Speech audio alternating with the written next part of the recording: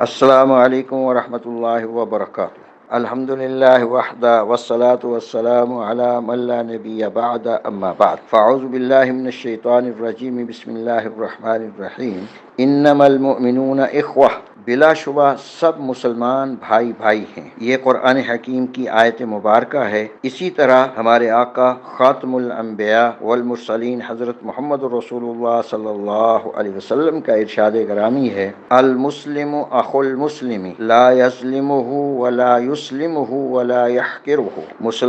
مسلمان کا بھائی ہے، وہ نہ اس پر ظلم کرتا ہے اور نہ مصیبتوں کے حوالے کرتا ہے اور نہ اسے حقیر جانتا ہے۔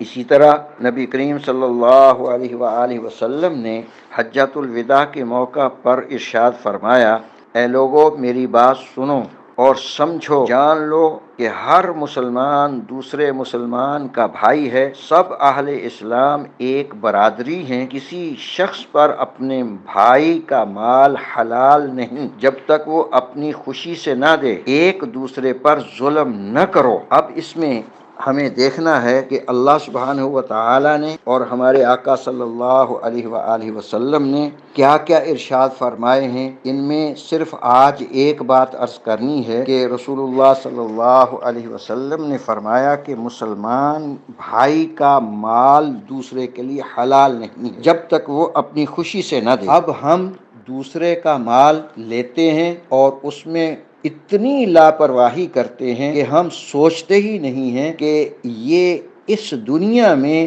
اگر کسی نے کسی کا لاکھوں بھی ہڑپ کر لیا اور اپنی ملک میں لے لیا اور اس کو بھائی کو نہیں دیا، تو کل قیامت کے دن دوسری جگہ آتا ہے کہ ایک ایک پیسے کے بدلے 500 مقبول نمازیں دینی پڑیں گی۔ اب ہم سوچیں کہ ہماری نماز کی کیفیت اور حالت کیا ہے، ہم کیسی نمازیں پڑھتے ہیں اور کس طرح کی نمازیں پڑھتے ہیں، اور وہ حدیث میں فرمایا گیا کہ مقبول نمازیں دینی پڑیں گی۔ ہم دوسرے کے حقوق کتنے مالوں کے اعتبار سے، عزتوں کے اعتبار سے، ہر پہلو کے اعتبار سے کتنے پامال کرتے ہیں، اس پہ ہمیں غور کرنا ہے، سوچنا ہے۔ یہ دنیا، اس میں بظاہر لگتا ہے کہ مجھے سب کچھ مل رہا ہے، حقیقت یہ ہے کہ ہمیں کچھ بھی نہیں ملتا بلکہ ہمارا الٹا نقصان ہوتا ہے۔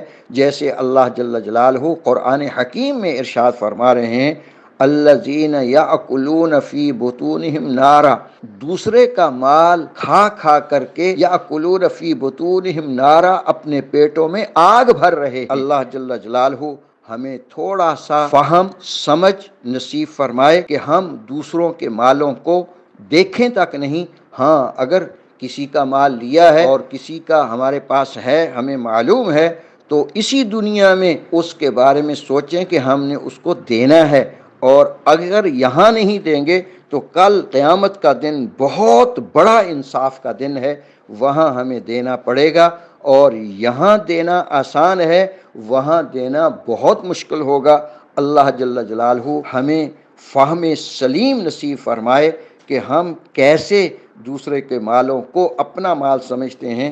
اللہ حسن عمل کی توفیق نصیب فرمائے اور دوسروں کے مال، دوسروں کے حقوق اسی دنیا میں پورے کرنے کی توفیق مرحمت فرمائے۔ والسلام علیکم ورحمۃ اللہ وبرکاتہ۔